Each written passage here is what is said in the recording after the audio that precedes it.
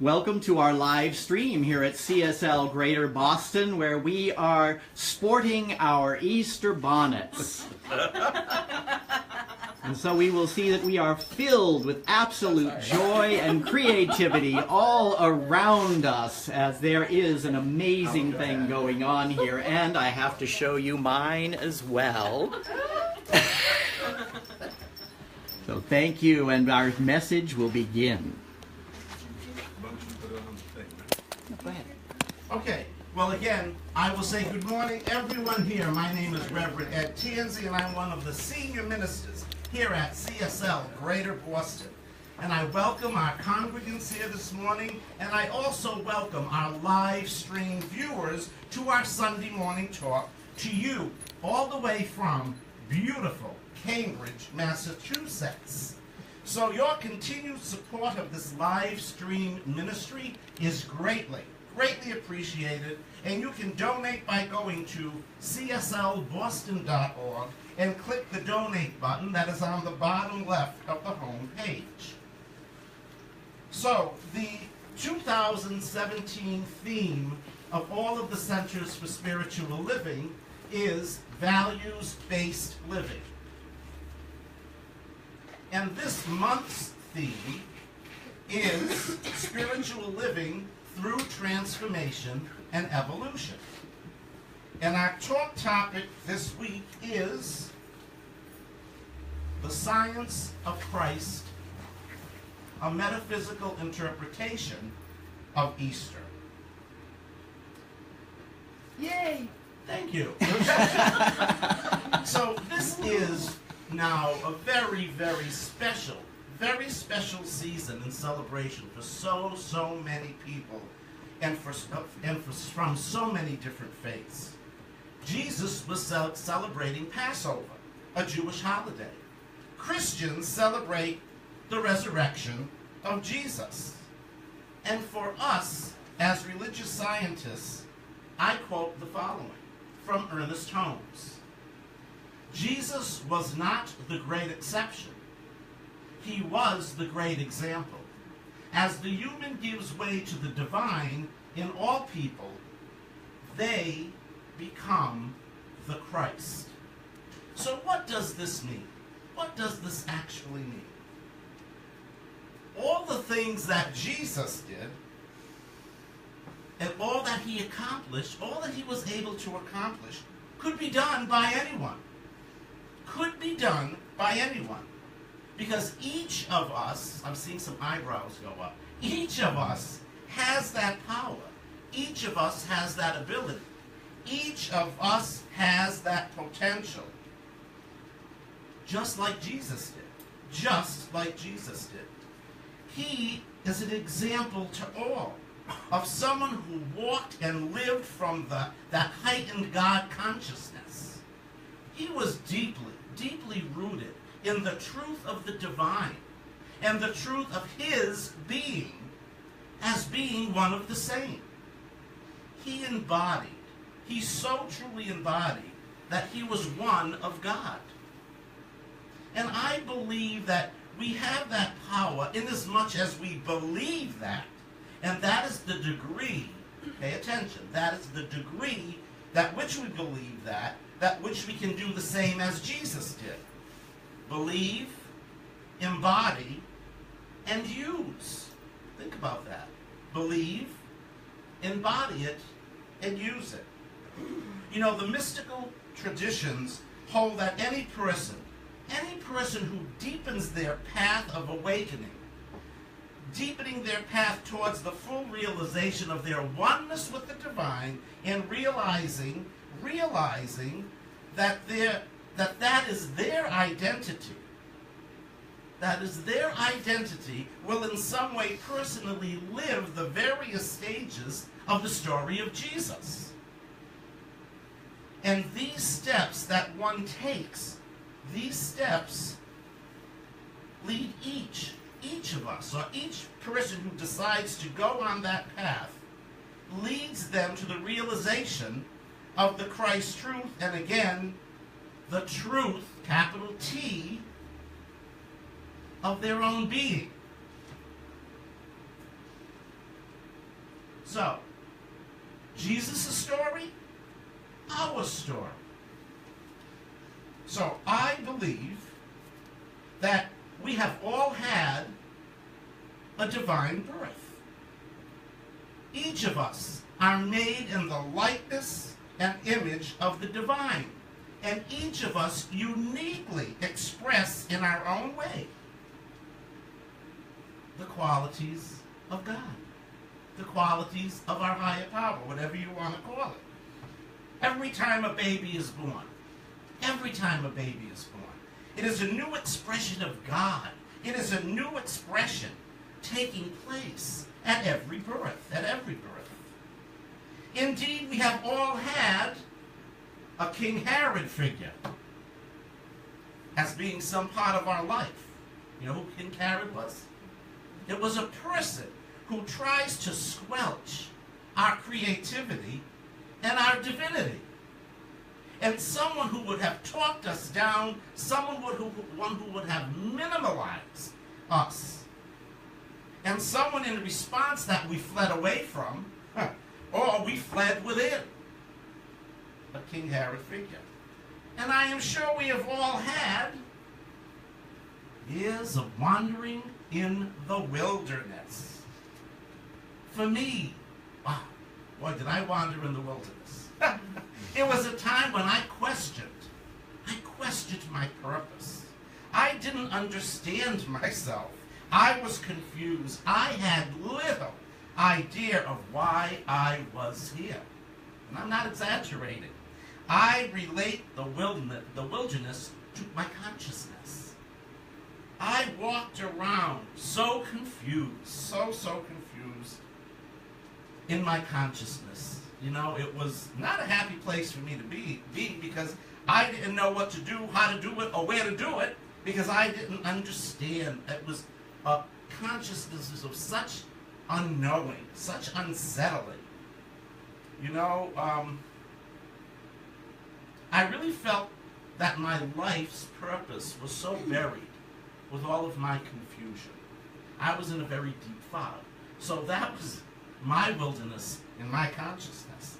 And I am sure we have all had moments of baptism. Moments of baptism. You know, what do you think that might be? Well, I believe it's when we feel the call of something greater within, and then we decide to dedicate ourselves to that passion, whatever comes up for us. We decide to live that truth no matter the cost. Think about that. To live that truth no matter the cost. Now, we can have many moments of baptism. I'm going to share two of mine with all of you. The first moment, well, not the first, but one that I am calling first, is the time I decided to leave little Rhode Island and move to big California. I wanted to live my life authentically. I wanted to step out of my box of limitation so that I myself could be open to experience the joys of life, to experience the bliss of life, to experience the magnificence of life. Now, here is the cost I felt. Leaving my loved ones, uprooting my entire life, leaving my job. I had a fabulous teaching job. I had friends, and leaving the unknown, leaving the familiar to go to the unknown, you know? And it was an amazing cost. It was an amazing cost. But I reaped such benefits. I reaped such personal benefits. And you know, the second one was me when I was in California, Palm Springs, finding the science of mind philosophy. My goodness, the cost was great. And I'll explain that very quickly. It cost me a lot of my time. I decided to learn this philosophy. It cost me a lot of work, a lot of study, a lot of sacrifice to really go deeply within and work with myself. And the rewards, I must tell you, have been so many. To mention a few, I had a new life for myself the more I practiced this. I had a new life in all areas of my life. I experienced what you hear the bliss and the magnificence of life is. I gained such tools that I could use for my journey of me revealing my God essence. And most importantly, science of mind saved my life. So those are two little stories I wanted to share with you. How about having moments when tempted? I've had many moments being tempted. Tempted to give up my resolve. And how I was tempted, I started to fall into fear. I focused on the past rather than the now. I was taking in the doubts of the people around me. I was like sucking all that up. And I listened to all that was being said, and even some of my family members' expectations. And at one point, hearing all of that, I was 2 weeks away from moving to California. I was sitting with my mother having coffee, and I was telling her 2 weeks before, I think I'm not going to do this. This is like too much. I'm really scared. I'm afraid. Now, mind you, at that point, I did not have science of mind in my consciousness. And thank God for my mother. Here's what she did. She was a 70-year-old lady, and she looked at me and said, "You know what, Ed?" I said, "What?"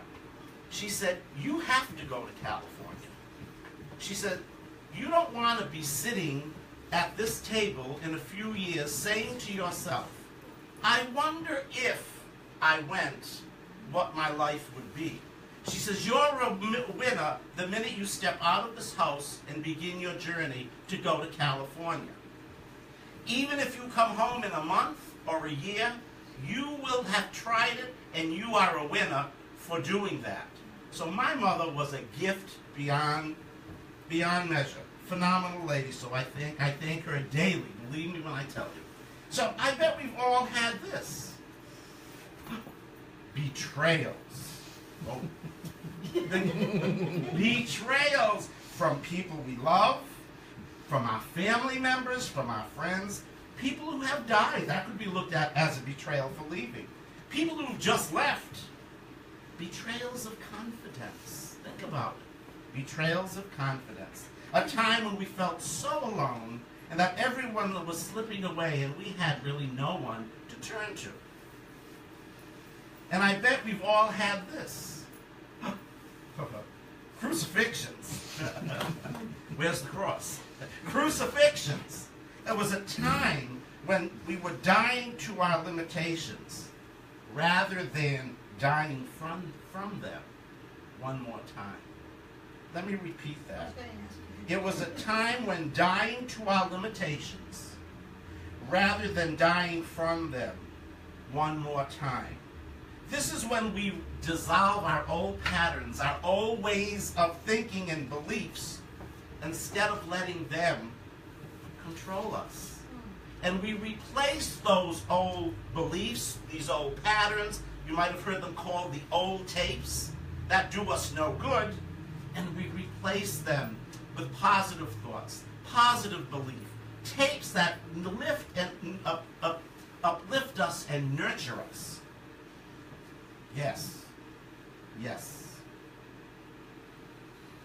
And we do this, I feel, because we want to live the will of God. The will of God for each and every one of us is for greatness, is for pleasure, is for joy, is for experience of the magnificence of taking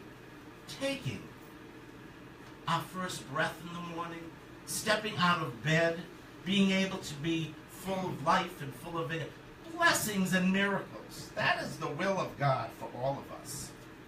And I bet you we've all experienced this. I mean, have some of you experienced some of this, or is it only me? It's only new. It's only new.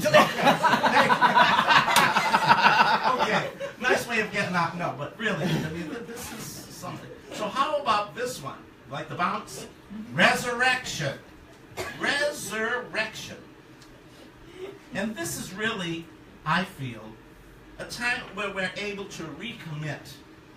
A time of recommitting, living the life and the life mission that we were all sent and born to do. Each one is different. But that's that time to leave behind all of the stuff that might stand in the way of doing what our purpose and what is here for us to do. It's almost like, I call it like a rebirth. It's a reappearance. It's revealing that of the God consciousness which we already have. But here's the thing. At times we lose sight of that. We lose that awareness. We've got this consciousness in us. We have everything we need from the moment we were born. We forget about it. We don't realize it sometimes. So it's like when you go to a practitioner, what they do for you is they hold the truth for you irregardless of the appearances that you might be going through. And that is not saying we're not listening to the story, but we see the truth behind it. And that's a very important thing to remember. So anytime your day might not be going nicely, think of the essence of you. The same essence that God has, you have. And that might help you get lifted from that place maybe of not feeling so great. So when we're coming from this place of power, when we do not let any person, place, thing, or experience causing us to shut down or causing us to walk in the wilderness of not knowing what to do, we can let go of those limitations and go forth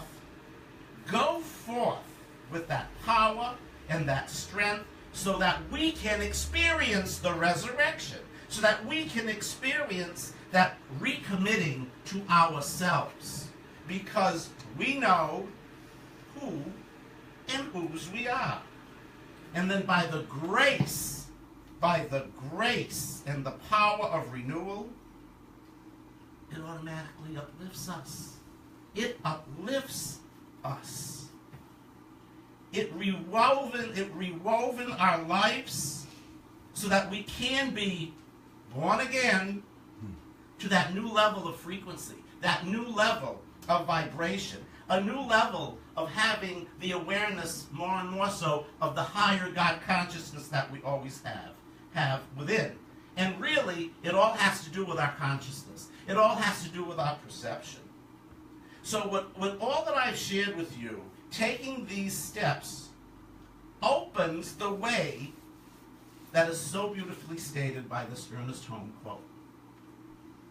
Christ is the embodiment of divine sonship, which has come with varying degrees of power to all people in all ages and in every person in some degree.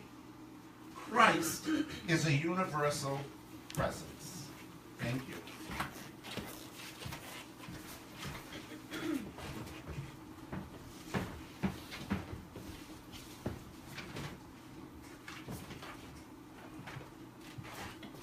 So moving on from here, we thank Reverend Ed for all that he has given us this wonderful understanding of how our spiritual journey can reflect that of Jesus in so many ways, in so many possibilities. What I like to do is I'd like to take us deeper. I'd like to take us to a deeper place and to begin to look at what our predecessors had to say about this idea of resurrection. So resurrection, according to Thomas Troward in the Dory Lectures, is the principle of the resurrection is the realization by man of his individualization of the spirit and his recognition of the fact that since the spirit is always the same spirit, it becomes the alpha of a new creation from his own center of being. So what does that mean? First of all, let's start in the beginning. The individualization. So each one of us is an individualization of this infinite divine principle. Each one of us is an expression of the divine. And that's a powerful thing to recognize, and that's what Reverend Ed was talking to us about, is that idea that we are individualizations. Spirit is always the same spirit. God is all there is. You hear us say that here sometimes. The divine is all there is. Because that is the absolute principle of life. It's the scientific principle. It's the quantum energy. It's that idea that is much greater than we are.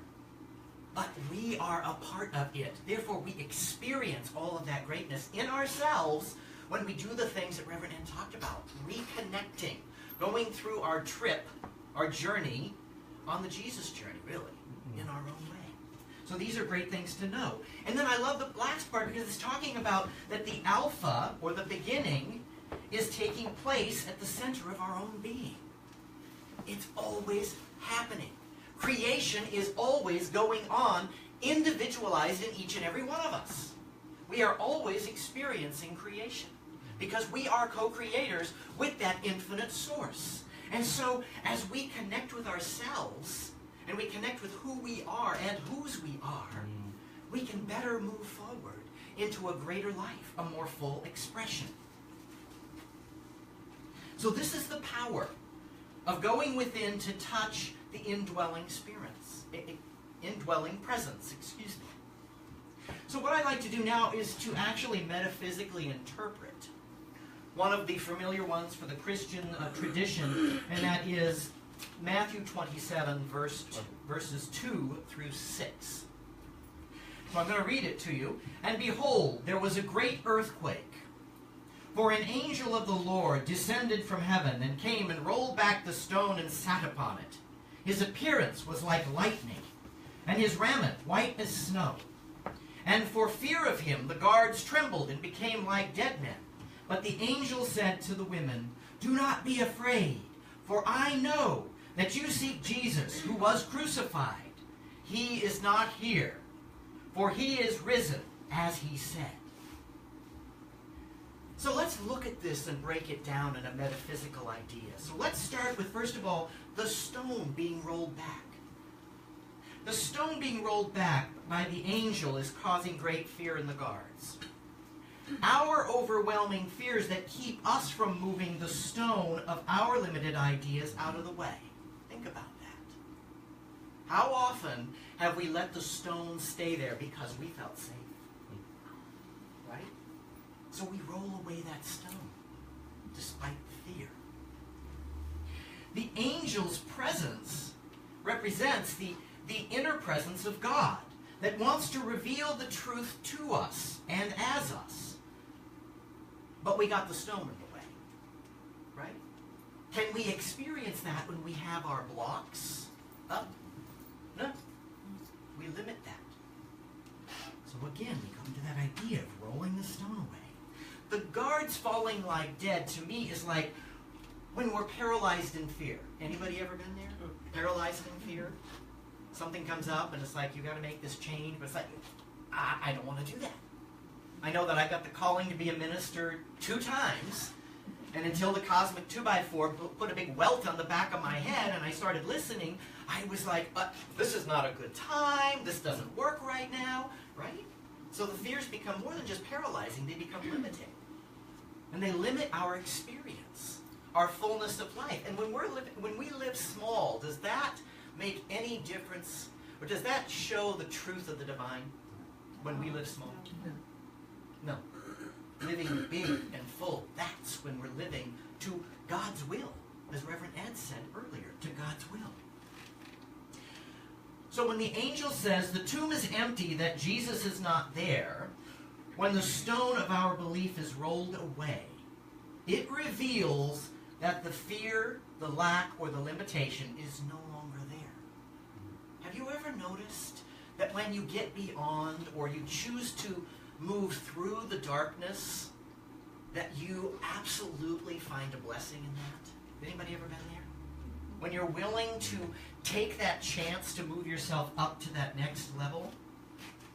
And how often when you do that, you do find that there's nothing in the tomb. There's nothing there. Because it was just a shadow. And when we introduce the light, the shadow dissipates. It doesn't go anywhere. It's still a part of that same energy. It's just no longer present to be seen. So that's a powerful thing to talk about.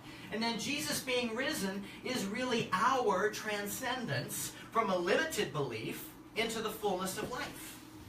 It's our transcendence. That's what the story is about. When we do the work to roll away the stone of our fears, most times we discover that our transcending or becoming elevated above and see that there is nothing there. When you find yourself in a place of being in that difficult place, have you ever noticed that if you can take your consciousness up above it, that you can see better? But you can't see it when you're in it. No. Right? Because you're stuck in that. You're limited in that. So it's about transcending to that higher level, seeing it from a higher place, and knowing that you have the ability to move into that. I love how Mary Morrissey says it in Prosperity Plus 2, that we live that future life. We become that future person. That's what seeing from that higher elevation is. That's what that is. So what is the most important thing that we can glean from this passage? What's the most important thing? Of the words that you see up here, what is the most important thing? Roll back the stone. Yes, definitely, definitely. And what stops us from rolling back the stone? Our own sense of limitation, unworthiness. Fear or afraid. Yeah. Sometimes Don't be afraid. Right? It's easier said than done, but sometimes when it's in my own. Absolutely. Yeah. Absolutely. But it's that don't be afraid. And that's the voice of the angel. But the voice of the angel is our inner voice. It's always there. What happens is we let our blocks get in the way, or the stone get in the way of hearing that voice that's saying, don't be afraid, move forward. You can do this. You got this. You wouldn't have had the inspiration of the divine that wants you to experience something if it hadn't been for you to experience. Your desires are a blessing from the divine, and it's time to live them. That's what this whole idea of resurrection is about.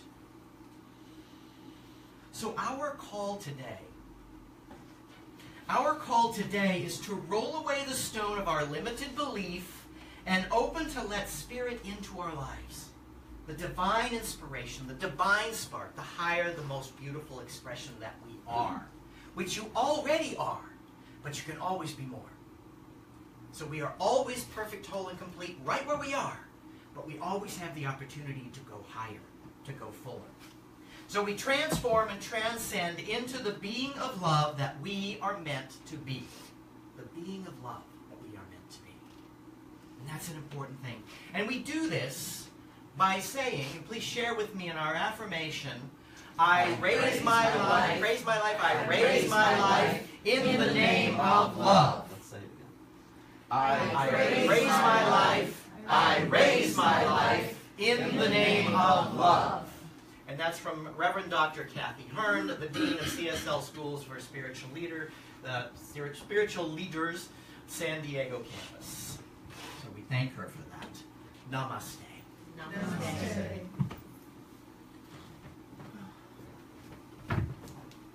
Thank you, Rev G. And it's now time for our spiritual mind treatment.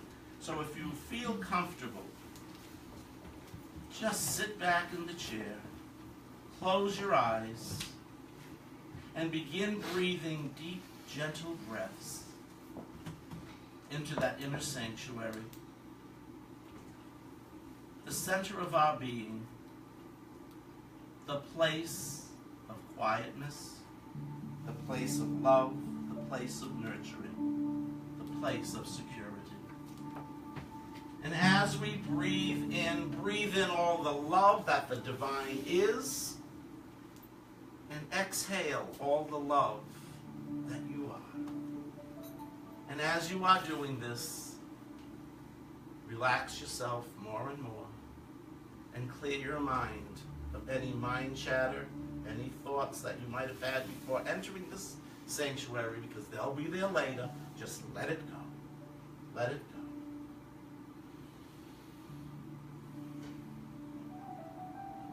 Just be for a moment.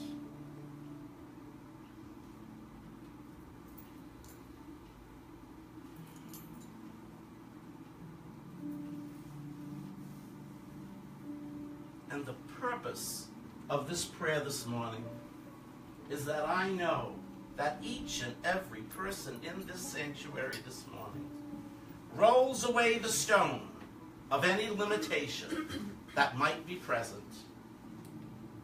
and replace that stone with all of the infinite possibilities that are in the possibility energy field for each one to experience. So coming from that purpose, I know that that one infinite intelligence, that one infinite energy, that one creative power, the giver of all, the doer of all, the creator of all, the sustainer of all, I call this energy God. This name that I use is one of many. The name of this presence is not important as much as knowing and realizing and being aware that the presence of this energy is what is important. And the nature and essence of this higher power, as I call it, is love and joy and peace and harmony and balance and compassion and abundance and prosperity and wisdom and intelligence. This is the nature of God. And there is absolutely no place that this nature is not. It is in, through, and as everything. From the minimal grain of sand, that one little piece of sand, to the highest mountain that we see. It is all God, it is all good, it is all very, very good. And I am one with this power. I am one of the divine. And I know that I am perfect, that I am whole, and that I am complete. And as that is my truth, that is the truth of each one here this morning, that is the truth of everyone in the cosmos. Each and every individualized representation of God is one with this power. It's interconnected. Each person is interconnected with each other. Each person is interconnected with the divine. Each person is inseparable from this loving vibration that I call God. And I now speak the word for all here today, that I know that as each person moves that stone, rolls that stone away of limitation, that I see smiles on people's faces because they pick out a possibility in that infinite field of possibilities and act upon it. I know and I see that people live that bliss, live the will of God, live the magnificence that is here in this vibration called life. I see it. I see the joy. I feel the joy. I feel that vibration from people who roll away the stone of limitation and express themselves fully and authentically. I feel it, I hear it, I see it, I experience it. And I am so grateful that I come from this place of realization, that I see the truth, that I hold the truth. I walk in thanksgiving, seeing people, seeing everyone, living from that place of greatness. I am so grateful for that. And I release this prayer into the law of cause and effect, knowing that once released into the law, the word never comes back void, because once released, it is done in the mind of God. Therefore, it is done in the mind of each one here. I say amen to this. Women, hallelujah. And please join me in saying, and so it is.